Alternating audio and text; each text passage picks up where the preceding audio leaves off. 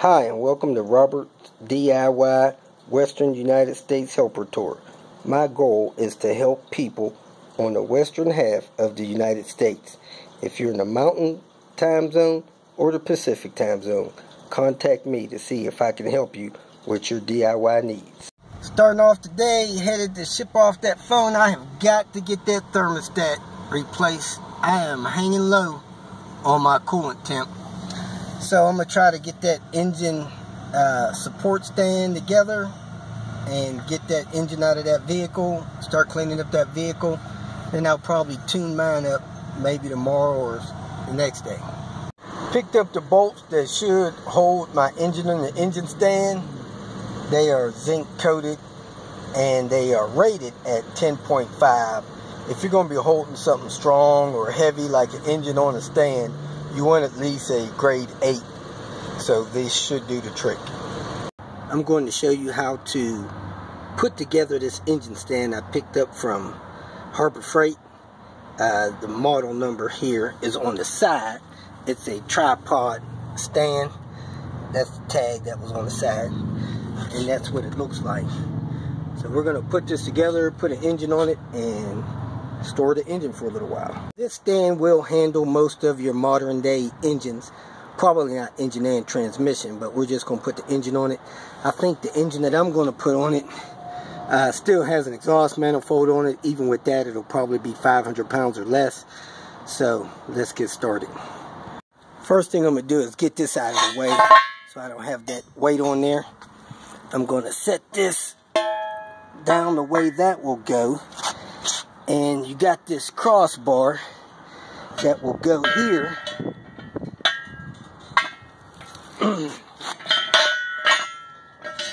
Then you have the bar that will go through here and support the other wheels. So let me go ahead.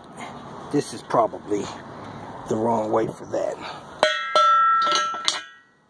More than likely how that will go together. I'm going to take the largest bolt in the package with that spring washer on there, push it up through the bottom, and tighten it up. The other end of this tube has the nut inside there for that, so that's where that is going to screw into after it screws through this leg and stuff. Run that bolt up through there, and into that nut, and tighten that down. I'll tell you what size that is, but you could do an adjustable jaw wrench on it. Next, I'm going to put the wheels on. So steel wheel, large washer, and this snap ring. And that will get those wheels in place. One on both sides. Right, you put the washer on there, you set the ring in place, and you grab the pliers and squeeze it down on there like that. And it's on. Putting the wheel on the end, and you put the nut into the caster, into the frame, then you put the flat washer, the crush washer, in the nut. Let me go ahead and put that on, show you how it looks. You want to install the nuts so that the bolts are pointing up and the nuts are on top. That way if it starts coming loose, you'll see it and notice it. Next, I'm going to attach these fingers or arms onto that with the hardware. Let us show you how that goes. Did my hat get in there? Yep, it's okay. No one will notice it because it was up close and it's orange. Hey. So we have this and this to hold it in place. It goes in the top. I don't know what this goes to though. What does it say that goes to? Put that on top of here. Yeah. You set that here. And let's go here. Set that on top. Figure out where that pin goes. Alright, hold on a second. I'll hold the phone. Yeah. Okay. Now you're ready to roll this up and slide it into the position to bolt the engine to it. And you got to get your own engine bolts because all of these engines have different bell housing bolt sizes. So make sure you have at least class 8 bolts to hold the weight. Slide it in position and bolt it to the engine, and then move the engine to where you need to store it.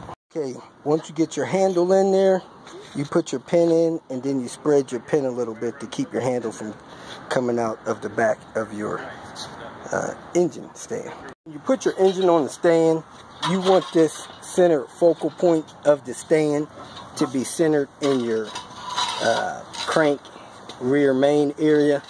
You do not want that off center. So you want to get that centered, then tighten your upper bolts, tighten your lower bolts, and then you can move it around. You'll be good to go. Well, unfortunately, this vehicle has a hole in the oil pan, so this oil pan will have to come off and be fixed or replaced. You have your handle in there and the pin stopping it from coming out. Now, if you want to pivot this thing to one side, you slide the handle over, pivot it that way. If you want to pivot it the other way, you slide the handle over, pivot it the other way. Alright, here we are with Buster Brown and his brand new parts. We're going to put a heater core in his 850. I guess he's going to decide to keep it.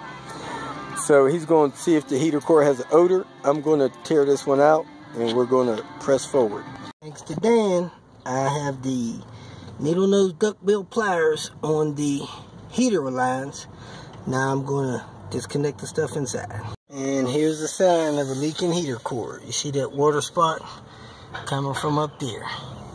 Said he could smell it a little bit, so let's get it out of there. Looks like a good core that is a good date on it, but they failed to put the insulation around it. That's why maybe it leaked. Maybe that's why we're getting the odor. All done with the heater core on the inside. Now we're going to pull those pliers back off of the hoses and be done. If you feel that this information was useful, please like it and share it with your social media friends.